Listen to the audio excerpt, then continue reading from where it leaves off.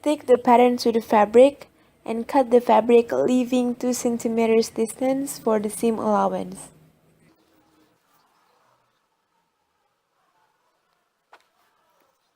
Here in the video we have already folded the fabric because for this type of clothing, the back and the front sides are the same.